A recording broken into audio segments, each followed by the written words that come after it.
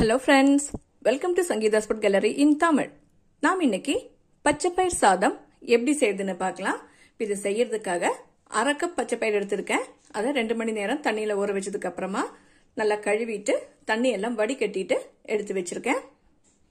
இந்த சாதத்துக்காக 1 கப் அளவுக்கு அரிசி எடுத்துர்க்கேன். நான் சாப்பாட்டுக்கு யூஸ் பண்ற அரிசி தான் எடுத்துர்க்கேன். இது 1/2 மணி நேரம் தண்ணியில ஊற வச்சதுக்கு அப்புறமா நல்லா கழுவிட்டு தண்ணி எல்லாம் வடிகட்டி எடுத்து வச்சிருக்கேன். இப்போ பச்சைப்பயிர் சாதம் எப்படி செய்யுதுன்னு பார்க்கலாம். ஒரு மிக்ஸியோட ஜார் எடுத்திருக்கேன். இதுல 6 பல் பூண்டை கட் பண்ணி வச்சிருக்கேன். இதை சேர்த்துக்கலாம். இதுல 1 டீஸ்பூன் மிளகு சேர்த்துக்கலாம். கூடவே 1 டீஸ்பூன் ஜீரகம் கூட சேர்த்துடலாம். இதுல 2 காஞ்ச மிளகாவையும் கட் பண்ணி சேர்த்துடலாம். இப்போ இதை கொரகொரப்பா அரைச்சுக்கணும். ஒரு குக்கர் சூடு பண்ண வச்சிருக்கேன். இதுல 2 டேபிள் ஸ்பூன் ஆயில் சேர்த்துக்கலாம்.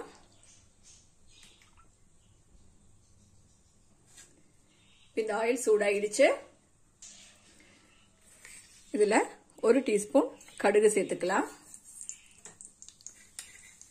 கூடவே 1 டீஸ்பூன் ஜீரகம் கூட சேர்த்துக்கிறேன்.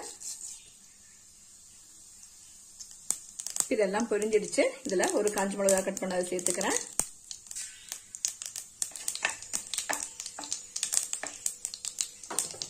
இதுல ஒரு பெரிய வெங்காயத்தை கட் பண்ணி வச்சிருக்கேன். இதை சேர்த்துடலாம்.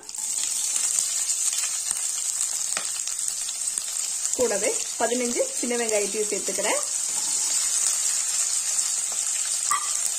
ஒரு 6 பல் பூண்டை கூட சேர்த்துடலாம். இதை வதக்கிக்கலாம்.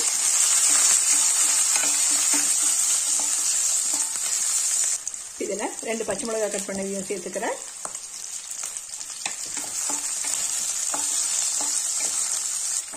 இதெல்லாம் நல்லா வதக்கியாச்சு. இதுல 2 சின்ன தக்காளி பழத்தை கட் பண்ணி வச்சிருக்கேன். இதை சேர்த்துடலாம். தக்காளி பழம் பெருசா இருந்தா 1 சேர்த்தா கூட போதும். கூடவே கருவேப்பிலை சேர்த்துடலாம்.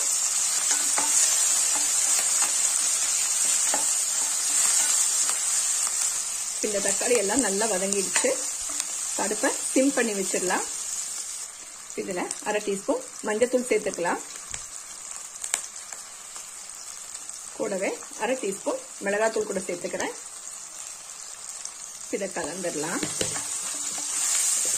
இப்போ அரைச்சு வச்சிருந்த பேஸ்டையும் இதுல சேர்த்துருக்கேன். இதெல்லாம் நல்லா கலந்தாச்சு. அரிசியும் பச்சை பயிரையும் சேர்த்துடலாம். இது ரெண்டையும் ஒன்னா கலந்து வச்சிருக்கேன். இது ரெண்டையும் கூட சேர்த்துடலாம். இதை கலந்துடலாம்.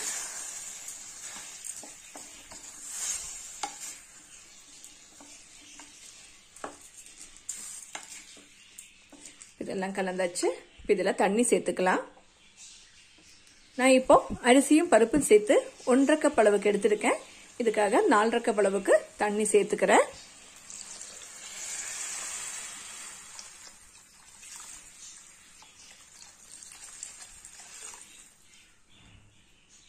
இதுல தேவையான அளவு உப்பு சேர்த்துடலாம். கலந்துடலாம்.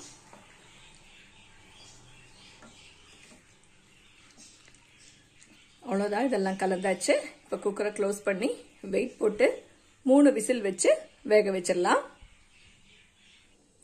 ப்ரெஷர் எல்லாம் போனதுக்கு அப்புறமா குக்கரை ஓபன் பண்ணி வச்சிருக்கேன். இதை கலந்துடலாம்.